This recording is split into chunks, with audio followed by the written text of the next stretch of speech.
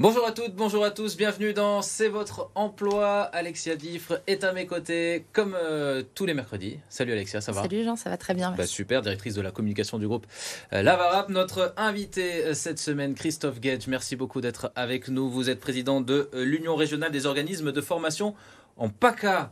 Merci d'être avec nous. Comment dynamiser l'offre de formation dans le département? C'est le thème de notre entretien dans un instant. Mais avant ça, les secteurs qui recrutent. 3 offres d'emploi, Alexia. 3 offres d'emploi et on démarre avec une entreprise que l'on connaît bien dans notre département, c'est Heineken, qui recrute un ou une chargée de service client. C'est un poste à pourvoir en CDI sur le secteur de Bouc-Bel-Air. Sur cette offre, on va vous demander la réponse aux demandes des clients, mais aussi le suivi et le traitement des commandes, et enfin le retour des marchandises. Pour ce poste, on va rechercher un profil qui a une forte aisance relationnelle, mais aussi l'esprit d'équipe et de l'autonomie. Si vous êtes en recherche d'une offre d'emploi dans ce secteur, n'hésitez pas à déposer votre candidature sur l'adresse qui s'affiche à l'écran. Deuxième offre pour cette semaine, et cette fois, c'est une offre en alternance à pourvoir. On sait que c'est la saison pour trouver son alternance pour la rentrée. Et cette fois, c'est une entreprise qu'on connaît également, c'est Schneider Electric, qui recherche sur Aix-en-Provence un ou une chargée de communication et marketing. Alors pour ce poste, on va vous demander la construction d'argumentaires commerciaux, mais aussi l'organisation événementielle. Si vous préparez un master de communication et que vous êtes en recherche d'une opportunité, que vous avez un bon niveau d'anglais, puisque dans ce groupe-là, c'est très important, il faut aller déposer votre CV et votre lettre de motivation dès à présent sur le site qui s'affiche à l'écran. Enfin, plusieurs dernières offres pour cette semaine, et cette fois, c'est les navettes des Acoules, c'est les biscuiteries qui recherchent des postes saisonniers en CDD, mais aussi des CDI sur la fabrication et la vente des biscuits. Pas de profil particulier recherché pour ces postes. Par contre, il faut être motivé, faire preuve de bonne humeur et d'autonomie. Si vous êtes en recherche d'une opportunité pour cet été, c'est maintenant qu'il faut aller postuler sur l'adresse qui s'affiche à l'écran. Merci beaucoup Alexia. Il faut aimer la fleur d'oranger aussi. Il faut aimer la fleur d'oranger, évidemment. On passe à l'interview de la semaine.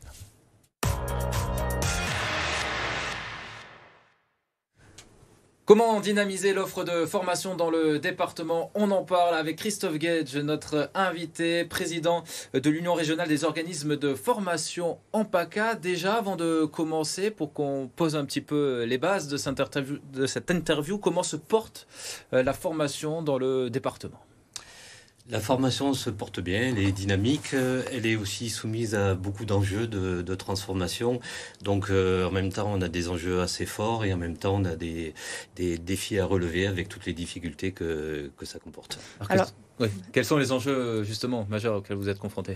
Les enjeux, je crois, de bien travailler à la transformation de l'appareil de formation pour que la réponse formative soit plus en adéquation avec les besoins, aussi bien du point de vue des demandeurs d'emploi que du point de vue des entreprises. Donc l'intérêt, c'est à travers cette transformation d'aller chercher la meilleure adéquation possible, besoins et offres. Et justement, là, si on doit replanter un peu le contexte dans notre région, l'appareil de formation, ça représente quoi? Il y a combien de personnes qui sont formées dans notre région? Combien de formations sont dispensées? Pour que les téléspectateurs puissent se rendre compte aussi de... moi, aujourd'hui, je cherche à me former, je peux faire appel à qui et comment? Alors l'offre de formation finalement est assez dynamique. Il y a plus de 100 000 places de formation qui sont mises en place dans la région, commandées par France Travail, commandées par Pôle Emploi, pour précision, commandées par la région, par d'autres institutionnels également.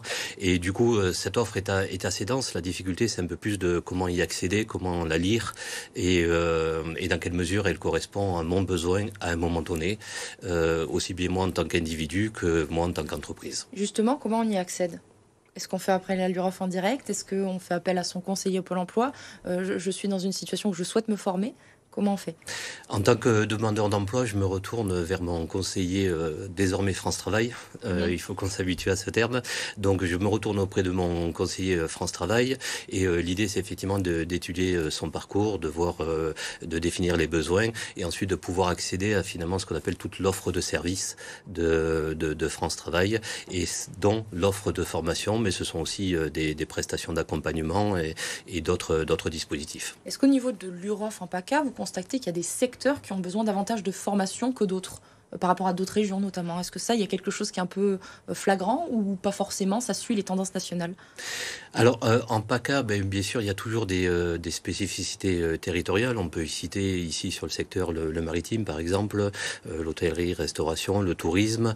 On a plutôt globalement le concept d'une douzaine de filières sur lesquelles il y a des expertises d'avenir là-dessus. Mais on a aussi la construction, le BTP, la logistique, l'industrie. Voilà, donc du coup, aujourd'hui, on est quand même dans un contexte de généralisation des tensions de recrutement, finalement. Et vous parliez d'un enjeu qui était la transformation des modèles. Vous êtes aussi directeur général d'Otis Formation. Est-ce que ça, au sein de votre entreprise, vous le mettez en œuvre d'une certaine manière, cette transformation, cette innovation dans ce que vous proposez en termes de formation au public que vous accueillez? Alors, la transformation a été sollicitée depuis le dernier plan d'investissement dans les compétences mis en œuvre par l'État et décliné en région dans ce qu'on appelle les PRIC et piloté par France Travail. Donc, tous ces dispositifs ont sollicité beaucoup d'innovation, beaucoup de transformation. Et effectivement, nous, Otis Formation, on s'est engagé très fortement dans cette dynamique et on a mis en place des solutions qui nous semblaient opérationnelles, en tout cas ce qu'on pourrait appeler des chaînons manquants dans la réponse formative. Et à titre d'exemple, on a développé une formation autour du concept d'agentivité, de la capacité d'agir. Finalement, est-ce que le bénéficiaire demandeur d'emploi a obligatoirement en première instance besoin de la dimension technique? Est-ce qu'il ne faut pas qu'on aille chercher un peu plus de manière transverse des compétences autour de la capacité d'agir en faveur de son chemin et de son retour en emploi? C'est ce qu'on appelle les compétences douces ou soft skills, enfin en tout cas dans le jargon du recrutement aujourd'hui. Ça, aujourd'hui, les personnes qui se forment là-dessus, est-ce que c'est des profils particuliers ou pas du tout? C'est ouvert à tous? Je veux améliorer ma capacité d'agir. Est-ce que ça s'adresse à tout le monde?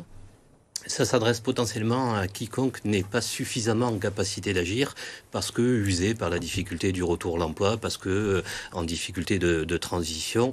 Donc du coup, c'est une compétence justement, et ces compétences douces ont la vertu d'être les plus universelles possibles et les plus fondatrices possibles.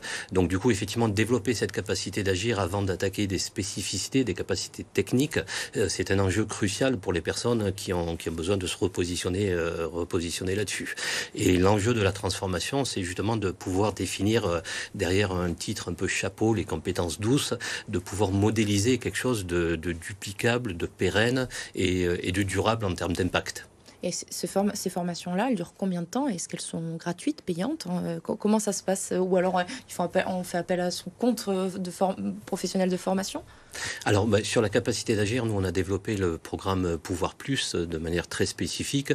Donc, on a été financé effectivement dans le cadre du plan d'investissement dans les compétences et du PRIC en région. Ces formations donc sont financées par France Travail et indirectement par l'État. Et donc, du coup, ce sont des formations de 6 semaines de manière très concrète, opérationnelle, qui sont prescrites par les conseillers de France Travail aujourd'hui en fonction des besoins.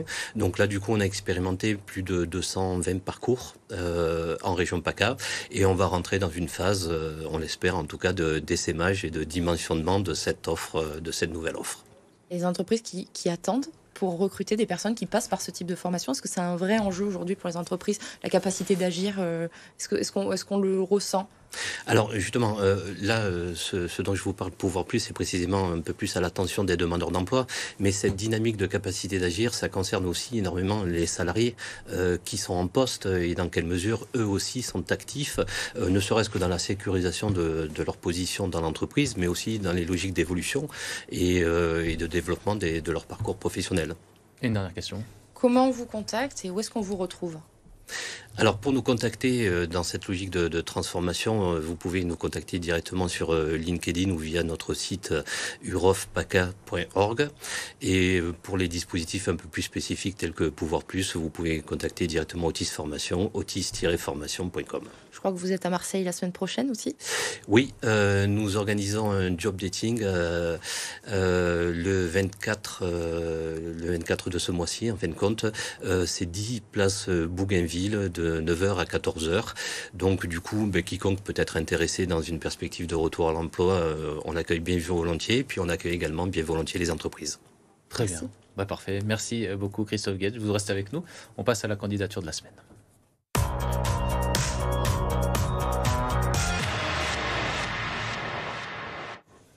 Et c'est Fiona qui nous envoie sa candidature cette semaine. Fiona qui recherche un poste, une alternance dans le tourisme, hôtellerie et l'événementiel. On l'écoute. Bonjour, je suis Fiona, étudiante en bachelor management du tourisme et de l'hôtellerie. Je suis à la recherche d'une alternance de 12 mois à partir d'octobre dans les domaines du tourisme, de l'hôtellerie ou de l'événementiel dans les Bouches-du-Rhône. Je suis reconnue pour mon dynamisme et ma positivité. J'ai été au pair en Espagne, puis j'ai effectué un stage en Malaisie dans un resort, ainsi qu'une mission humanitaire au Sénégal. Actuellement en Espagne pour un semestre d'études, ces expériences m'ont permis de développer mes capacités d'adaptation, d'ouverture d'esprit, ainsi que de maîtriser l'anglais et l'espagnol. J'ai aussi des compétences en communication grâce à mon stage à la Société des eaux de Marseille et mon engagement associatif dans mon école m'a offert la possibilité de promouvoir mon établissement lors de salons étudiants ainsi que d'organiser des événements. N'hésitez pas à me contacter pour toute opportunité ou pour en savoir plus sur mon profil. Elle a tout pour plaire, cette Fiona. Elle a tout pour plaire, vous avez vu, elle a beaucoup de compétences et notamment en langue étrangère. Donc pour le tourisme, c'est indispensable. N'hésitez pas, si vous êtes intéressé par son profil, à envoyer un mail à cvotreemploi@lavarab.fr. On vous met en relation, on lui souhaite bonne chance. Oui, puis là, si elle ne trouve pas avec toutes ses compétences, on n'a pas de doute. Hein. On n'a pas de doute. Allez, on passe tout de suite au calendrier de l'emploi.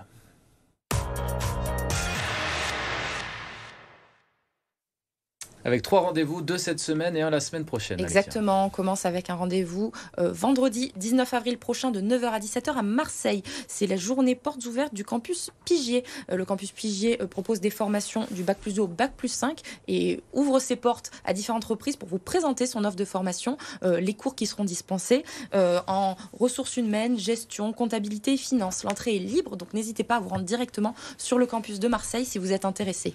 Deuxième rendez-vous pour cette semaine, on sort un petit peu du département avec un atelier original à destination des étudiants qui recherchent un emploi. Ça se déroule aussi le 19 avril à Antibes cette fois de 10h à midi et l'objectif de cet atelier c'est de développer sa confiance en soi, l'estime de soi, de préparer au mieux les entretiens d'embauche en se mettant dans des rôles. Donc voilà, si vous êtes en recherche d'une opportunité, que vous avez besoin d'un petit coup de pouce, c'est là-bas qu'il faudra se rendre et vous pouvez vous inscrire sur l'adresse qui s'affiche à l'écran. Et enfin, dernier rendez-vous et c'est la semaine prochaine en effet, c'est le mardi 23 avril de 9h à 11h et on revient sur Marseille et c'est des recrutements en alternance pour la Figolette. Toute une semaine sur les métiers du soin la semaine prochaine et de l'accompagnement et c'est dans ce cadre-là que la Figolette organise un job dating et recrute ses futures alternances pour des CAP petite enfance, donc un secteur qui recrute également beaucoup. Si vous êtes intéressé, rendez-vous sur le site internet qui s'affiche à l'écran pour vous inscrire. Merci beaucoup Alexia, merci Christophe Gage d'avoir été notre invité. Vous restez avec nous, l'info revient dans un instant sur BFM Marseille Provence. À tout de suite.